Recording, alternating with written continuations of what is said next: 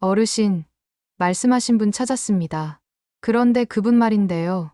마광숙은 말을 잇지 못한 채 흑백 사진을 들고 고개를 숙였습니다.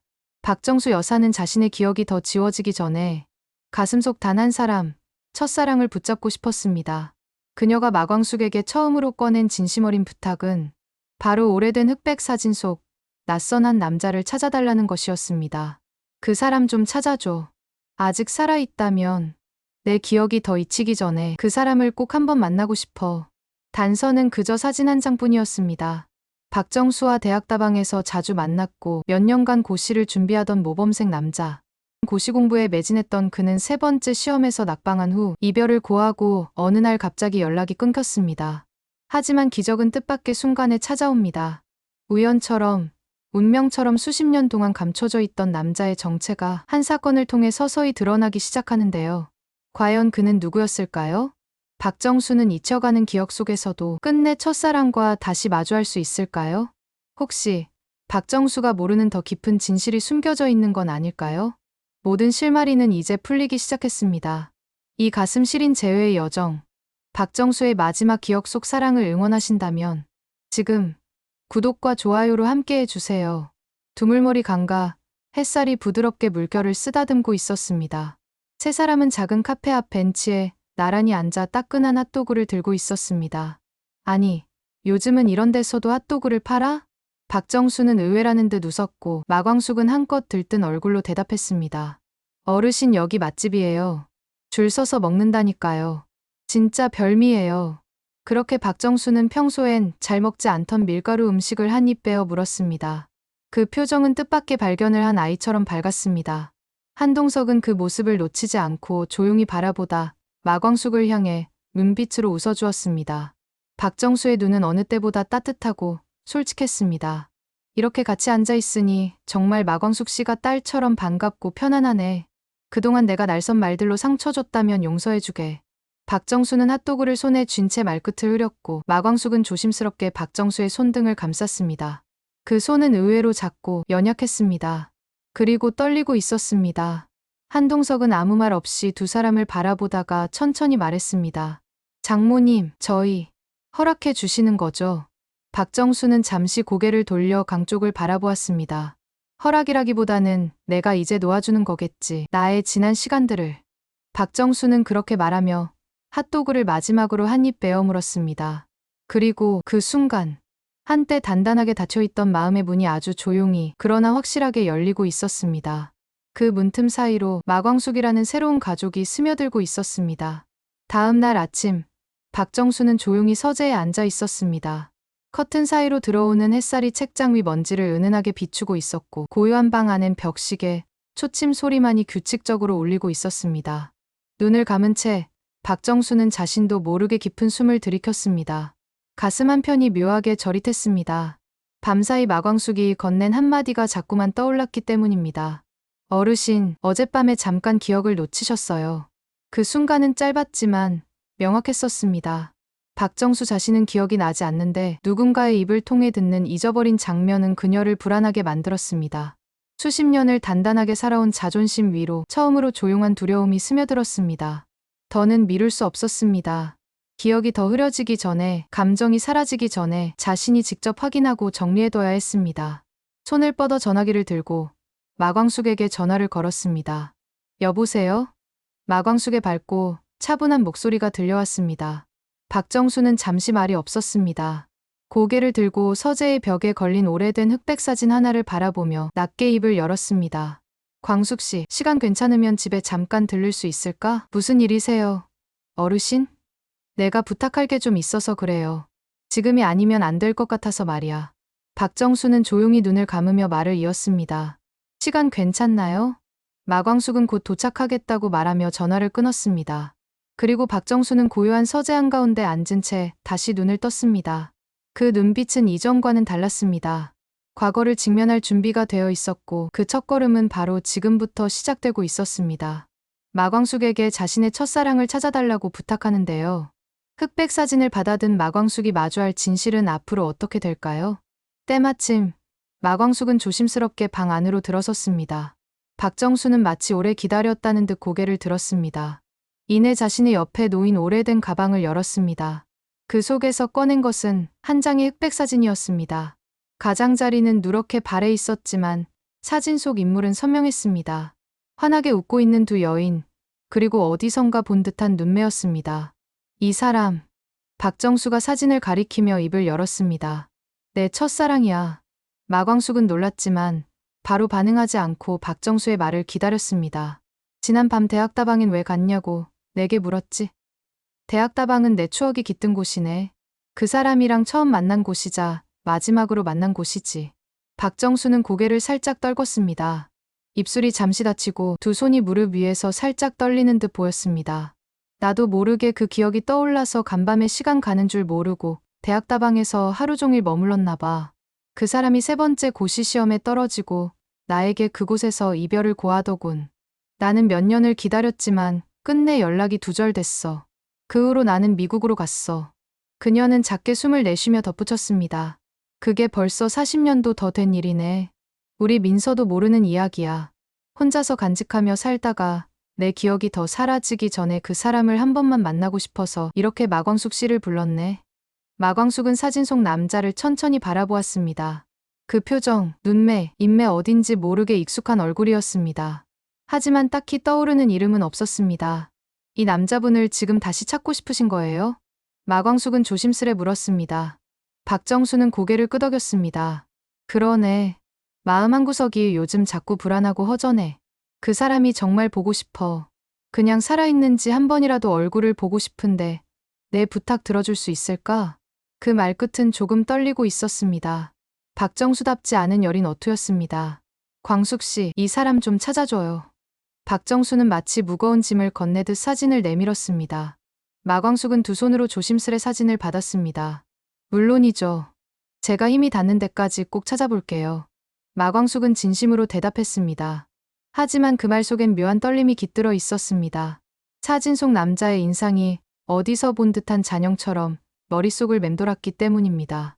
어딘가 오래된 가족 앨범 속에서 본 적이 있는 듯한 얼굴. 아니면 어릴 적 공주실이 몇 번 이야기했던 젊은 날의 아버지 모습과도 겹쳐 보였습니다. 혹시 성함은? 마광숙이 물었습니다. 박정수는 고개를 저었습니다. 지금은 기억이 가물가물해. 종우 씨라고 불렀는데 성도 기억 안 나고 단지 종우라는 것밖에 떠오르지 않네. 마광숙의 눈빛이 미세하게 흔들렸습니다. 종우? 그 순간 머릿속 어딘가에서 오래된 퍼즐 조각 하나가 미세하게 움직였습니다. 하지만 마광숙은 바로 드러내지 않았습니다. 혹시 착각일 수도 있었고 괜한 말로 상처를 줄 수는 없었습니다. 그럼 제가 일단 사진을 찍어두고 가능성 있는 곳부터 수소문해 볼게요. 고맙네. 광숙 씨 말고는 내가 이런 부탁을 할 사람이 없네. 박정수는 마광숙의 손등을 살며시 잡았습니다. 그 손은 차갑고도 따뜻했습니다. 마광숙은 사진을 찍으며 속으로 다짐했습니다. 아버지일 리는 없겠지. 세상에 종우라는 이름이 얼마나 많은데 거기다 성도 아직 모르니까 아니겠지. 설마 그럴 리 없어. 그러나 마광숙의 손끝은 분명히 떨리고 있었습니다. 바로 그때 박정수 여사가 말을 덧붙였습니다. 광숙 씨? 혹시라도 그 사람이 세상을 떠난 거라면 그걸 알려주는 것만으로도 충분해요. 꼭 다시 만나고 싶은 건 아니에요. 그냥 그 사람을 잊기 전에 기억하고 싶어요. 마광숙은 말없이 고개를 끄덕였습니다. 그 순간 마음속 깊은 곳에 무언가가 조용히 내려앉았습니다. 마광숙은 조심스럽게 흑백 사진을 두 손으로 받았습니다. 오래된 인화지 특유의 질감이 손끝에 스며들었습니다. 사진 속 남자의 눈매는 부드러우면서도 어딘지 모르게 결연해 보였습니다. 마광숙은 가방에서 휴대폰을 꺼냈습니다. 사진을 찍는 내내 마광숙은 남몰래 그 얼굴을 반복해서 들여다보았습니다. 어디선가 본 듯한 익숙한 분위기, 말로 설명하긴 어렵지만 뇌리 한쪽을 건드리는 묘한 기시감이 있었습니다. 됐어요. 잘 찍혔어요. 마광숙은 박정수에게 밝게 웃으며 휴대폰 화면을 보여드렸습니다. 박정수는 고개를 끄덕이며 안도한 표정을 지었습니다. 수고를 끼쳐서 미안하네. 별 말씀을요. 꼭 찾아드릴게요. 그 말은 마치 약속처럼 조용히 방 안에 머물렀습니다. 마광숙은 사진을 다시 박정수에게 건넨 뒤 휴대폰을 살며시 가슴팍에 넣었습니다. 그 안에 담긴 것은 단순한 사진이 아니라 곧 자신이 마주하게 될 진실의 시작이었습니다. 한편 저녁 식사를 위해 집으로 온 한동석은 박정수 몰래 아주머니에게 넌지시 물었습니다. 아주머니, 오늘 장모님 괜찮으셨어요? 아주머니는 고무장갑을 벗으며 잠시 망설이는 듯 하다가 조심스럽게 입을 열었습니다. 특별한 건 없었어요. 식사도 잘 하셨고 산책도 잠깐 다녀오셨고요. 다만 요즘 들어 자꾸 같은 걸 2번씩 물으세요. 예를 들어 아침에 어떤 반찬 있는지 말씀드렸는데 10분쯤 지나면 또 물으시고 가끔은 제가 어디다 둔 물건을 찾으시는데 본인이 이미 치우신 거더라고요. 원래 이 나이쯤 되면 아주머니가 웃으며 대답했습니다. 그리고 곧 박정수가 방에서 나왔습니다. 다들 모였나? 나는 찌개 향 맡으니까 갑자기 밥맛이 돌더라. 박정수는 여전히 단정한 옷차림에 작은 귀걸이까지 하고 있었습니다. 스스로를 단단히 지키고 있다는 듯한 태도였지만 그들 눈엔 더 이상 작은 징후들이 숨겨지지 않고 보이기 시작하고 있었습니다. 식사가 시작되고 분위기는 평온했습니다. 할머니, 근데 혹시 전화 걸 때 불편하지 않으세요? 한봄이 자연스럽게 말을 꺼냈습니다. 불편? 아니야, 왜? 요즘은 단축번호 누르면 훨씬 쉬워요. 1번을 누르면 아빠, 2번은 오빠. 이런 식으로요. 박정수는 고개를 갸웃했습니다. 그게 뭐 그리 어려운 일이야? 난 그냥 이름 찾고 누르면 되던데. 한봄은 살짝 웃으며 다가갔습니다. 에이 할머니, 요즘 다 그렇게 써요. 제가 해드릴게요. 딱 3명만 단축번호 등록하면 돼요. 아빠랑 오빠 그리고 이왕 마 대표님도 넣을게요. 박정수는 마지못해 휴대폰을 건넸습니다. 한봄은 순식간에 단축번호를 등록했고 동시에 조심스럽게 위치 공유 기능을 켰습니다. 그리고 가족 계정 앱을 통해 실시간 위치 확인이 가능하도록 설정했습니다. 한결은 반찬을 더 퍼주며 박정수의 주의를 다른 곳으로 돌렸습니다. 한동석은 아무 말 없이 조용히 한봄과 눈을 마주쳤습니다. 그 눈빛엔 안도와 결심이 함께 담겨 있었습니다. 아무것도 모른 채 미소 짓는 박정수를 보며 이 가족은 그렇게 모르게 천천히 그녀를 지켜주기 위한 준비를 시작하고 있었습니다. 한편 마광숙이 술도가에 들어섰습니다. 조용히 신발을 벗는 사이 안방에서 공주실의 목소리가 들려왔습니다. 누가 오나 했더니 기어이 오셨네. 공주실은 허리에 손을 얹고 마루 끝에 서 있었습니다. 표정은 한껏 시큰둥했고 두 눈은 예리하게 마광숙을 훑었습니다. 엑스 장모님, 댁에는 잘 모셔다 드렸고? 엄마 그런 말 좀 하지 마요. 내가 뭘 그냥 물은 거지. 공주실은 눈을 살짝 치켜뜨며 팔짱을 꼈습니다. 아이고 참, 열려놨다 열려놨어. 그 정성 반만 나한테 좀 써보지 그러냐. 같이 사는 친엄마한테는 택택거리면서 그 장모한테는 그렇게 한없이 살가워. 마광숙은 당황한 기색을 숨기지 못한 채 말을 잇지 못했습니다. 공주실은 대꾸도 기다리지 않고 중얼거리듯 말을 이었습니다. 그래. 다 좋다 이거야. 근데 넌 엄마가 여기 이렇게 있는데 왜 자꾸 딴 집 딸 노릇을 하냐. 그 말에 마광숙은 조용히 고개를 숙였습니다. 어느 쪽도 틀리지 않았고 어느 쪽도 외면할 수 없는 감정이었습니다. 공주실은 등을 돌리며 낮게 내뱉었습니다. 광수가 이번 주말이 아버지 기일이야. 마광숙은 고개를 들었습니다. 그 말엔 오래된 묵직함이 담겨 있었습니다. 알고 있어요. 공주실은 잠시 뜸을 들이다가 살짝 눈을 흘기듯 말했습니다. 이번엔 한서방도 같이 불러. 아니, 뭐 대단한 얘긴 아니고 곧 출가할 딸인데 아버지한테 인사라도 드리고 가야지. 생전에 얼굴 한번 못 비춘 사위가 되게 할 순 없잖니. 공주실은 말을 끝내고 애써 시선은 딴 데로 돌렸습니다. 무심한 척 툭 던진 말 같았지만 그 안에는 딸을 내보내는 어머니의 속 깊은 정이 묻어나 있었습니다. 마광숙은 한동안 말을 잇지 못했습니다. 그러다 천천히 웃음을 머금은 얼굴로 대답했습니다. 엄마 알겠어요. 한편 술도가 안채 부엌엔 은은한 냄새가 퍼지고 있었습니다. 공주실은 혼자 앞치마를 두른 채 조용히 제사상을 준비하고 있었습니다.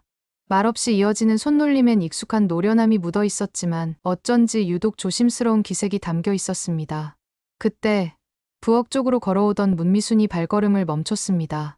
눈에 익은 재료들, 냄비 속에서 끓는 국물, 조용히 쌓이는 전 부침 재료들. 문미수는 미간을 좁히며 조심스럽게 입을 열었습니다. 어머님, 뭐 하세요? 이 늦은 시간에. 공주실은 놀란 듯 고개를 들었지만 금세 부드러운 미소를 지었습니다. 아이고, 안 잤어요? 별건 아니고 조용히 내일 제사 준비 좀 하고 있었어요. 제사요? 문미수는 손을 가슴 앞으로 모으며 눈을 크게 떴습니다. 내일 광숙이 아버지 기일이에요. 사돈이 이런 말해서 좀 민망하지만 사실 매년 이맘때쯤엔 내가 혼자서 조용히 챙겨요. 여긴 시동생네 집이잖아요. 내가 대놓고 뭐 한다고 하기에도 좀 조심스럽고 그래서 방 안에서 조용히 간소하게 지내려는 거예요. 그러자 문미수는 손사래를 치며 다가왔습니다. 어머님, 무슨 말씀이세요? 저희가 다 같이 사는 집인데 왜 그렇게 눈치를 보세요? 게다가 형님 아버님 기일이면 당연히 식구들이 함께 챙겨야죠. 그 목소리에 마침 거실을 지나던 오천수가 귀를 쫑긋 세웠습니다. 누가 뭐 챙겨야 한대요? 문미순이 그쪽을 향해 웃으며 외쳤습니다. 여보, 내일 형수님 아버님 기일이래요. 어머님이 조용히 혼자 지내시려는데 우리 다 같이 제사 드리자고 말씀드리던 중이었어요. 오천수는 금세 똑바로 서서 대답했습니다. 그럼요, 당연히 같이 해야죠. 어르신이 어떤 분이셨든 간에 우리한텐 형수님 아버님이신데요. 그 말에 부엌 반대편에서 오응수가 나와 팔짱을 낀 채 말했습니다. 뭔 소리야? 내일 제사라고. 그럼 전 부쳐야겠네. 흥수야, 기름은 형이 2통 사다 놓은 거 있으니까 넉넉해. 오범수도 슬리퍼를 끌며 다가오더니 한마디 거들었습니다. 아, 나 저녁에 심부름할 거 없나 했는데 딱 좋네. 무슨 재료 빠졌어요? 오씨네 형제들이 하나둘 모여드는 모습에 공주실은 말없이 그들을 바라보았습니다. 입가엔 어이없다는 듯한 미소가 떠올랐고 그 눈빛엔 고마움이 가득 담겨 있었습니다. 아이고, 내가 조용히 하려던 건데 웬 오영재가 벌떼처럼 달려드네. 공주실은 고마운 마음에 벅찬 듯 눈물을 글썽거렸습니다. 그 순간 부엌 안은 제사 준비로 북적이기 시작했습니다. 기름 냄새, 간장향, 들깨가루 냄새가 뒤섞여 밤 공기를 감쌌고 공주실은 그 중심에서 말없이 그 모습을 바라보았습니다. 수십 년 동안 혼자 준비하던 상차림. 하지만 이번만큼은 남편 마종호를 기억하는 이들이 2, 3, 5, 10손처럼 모였습니다. 공주실은 조용히 속으로 중얼거렸습니다. 여보, 올해는 유난히 식구가 많네. 당신도 좋지? 이렇게 북적북적한 게 꼭 살아있는 집 같아. 주말 저녁, 술도가 안채마루에 작은 제사상 하나가 차려졌습니다.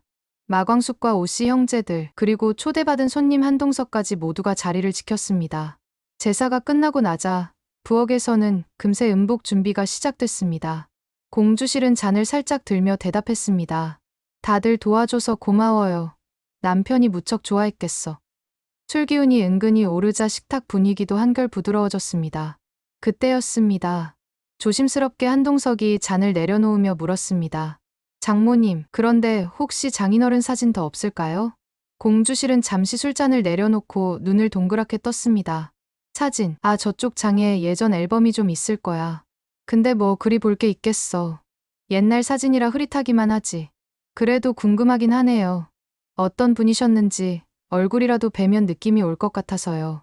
공주실은 장롱 서랍을 열고 낡은 앨범 몇 권을 꺼내왔습니다. 세월이 묻어있는 두꺼운 표지, 모서리는 해지고 사진은 이미 색이 바랜 것들도 있었습니다. 이건 광숙이 돌 때 앨범이고 이건 우리가 처음 이사 왔을 때, 여기, 이게 아마 제일 오래된 거일 거야. 젊은 시절 때 사진이라 광숙이도 이 앨범은 본 적 없을걸?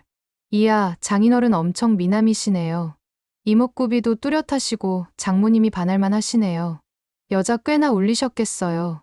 광숙씨, 이 사진 봤어요? 이리 와봐요. 한동석의 한껏 높아진 목소리에 마광숙은 정리하던 상차림을 뒤로 한 채 한동석에게로 다가왔습니다. 그 순간 마광숙은 믿기지 않는다는 표정이었습니다. 공주실이 펼친 앨범 한가운데 중앙에 붙은 한 장의 사진. 마광숙의 눈이 거기에 머문 순간 그녀의 손이 떨리기 시작했습니다. 그 사진 속 남자의 부드러운 눈매, 살짝 웃은 입꼬리, 바로 며칠 전 박정수가 건넸던 흑백 사진 속 그 남자와 완벽히 같은 얼굴이었습니다. 마광숙은 숨을 들이마시며 그 사진에 시선을 고정했습니다. 주변의 웃음소리도, 술잔 부딪히는 소리도 들리지 않았습니다. 그녀의 세계는 마치 그 사진 한 장에 얼어붙은 듯 고요해졌습니다. 아버지. 입술 안에서조차 터지지 못한 단어가 마음을 후벼 팠습니다. 지금까지 외면했던 진실이 이 한 장의 사진으로 명확해졌습니다. 바로 이 사람. 박정수가 찾아달라 했던 그 사람. 그가 바로 마광숙 자신의 아버지 마종호였습니다. 마광숙은 여전히 사진에서 눈을 떼지 못한 채 억지로라도 숨을 고르며 감정을 다잡았습니다. 심장이 뛰는 소리가 귀 안에서 울릴 정도였지만 표정은 최대한 평온하게 유지했습니다. 손끝을 조심스레 떼고 앨범을 한 장 넘기려던 순간 마광숙은 공주씨를 향해 무심한 척 말을 건넸습니다. 엄마, 아빠 젊을 땐 무슨 공부하셨어요? 뿔테 안경 쓴 걸 보니 책을 꽤 열심히 보셨나 봐. 그러고 보니 엄마가 아빠 젊은 시절 이야기는 해준 적이 없네. 공주실은 고개를 끄덕이며 작은 웃음을 흘렸습니다. 맞아. 사실 아빠 처음 만났을 땐 이미 고시에 몇 번 떨어진 뒤였어. 자기가 학을 떼고 나왔댔지. 책만 보면 두드러기가 날 것 같다고 했어. 마광숙은 조용히 웃는 척하며 속으로 숨을 삼켰습니다. 공부 핑계대고 하루 종일 다방에 있었다니까. 그때는 그게 대학생들의 유일한 낭만이었지. 공주실은 오래된 기억을 더듬으며 말끝에 희미한 웃음을 지었습니다. 근데 그만두고 나서는 말이야. 그 시절은 이제 잊자면서 앨범 같은 것도 몇 개는 자기가 직접 없애버렸어. 아마 속상했겠지. 자존심도 있었을 거고. 마광숙은 무언가 꿀꺽 삼키듯 조용히 고개를 끄덕였습니다. 사진 속 그 다정한 눈매의 남자. 박정수가 말했던 바로 그 사람.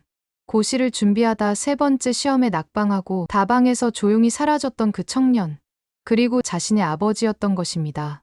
이제 모든 퍼즐이 맞춰지고 있었습니다. 그러나 마광숙은 여전히 내색하지 않았습니다. 그랬구나. 아빠도 그런 시절이 있었네. 공주실은 아득한 눈빛으로 한 장의 사진을 손끝으로 짚었습니다. 마광숙은 조용히 앨범을 덮었습니다. 확실해. 어르신이 찾던 사람은 내 아버지야. 이 사실을 어떻게 해야 하지? 마광숙은 이내 전화기를 들어 전화를 겁니다. 어르신, 말씀하신 분 찾았습니다. 그런데 과연 마광숙은 진실을 말할 수 있을까요? 자신의 아버지가 박정수 여사의 첫사랑이었다는 사실을. 그녀는 끝내 입을 열게 될까요? 아니면 이 비밀을 가슴에 묻은 채 살아가게 될까요? 오늘 이야기는 여기까지입니다. 구독과 좋아요는 제가 다음 이야기를 들려드리는데 큰 힘이 됩니다. 혹시 다음 스토리를 예상하신다면 댓글로 알려주세요. 오늘도 함께 해주셔서 진심으로 고맙습니다.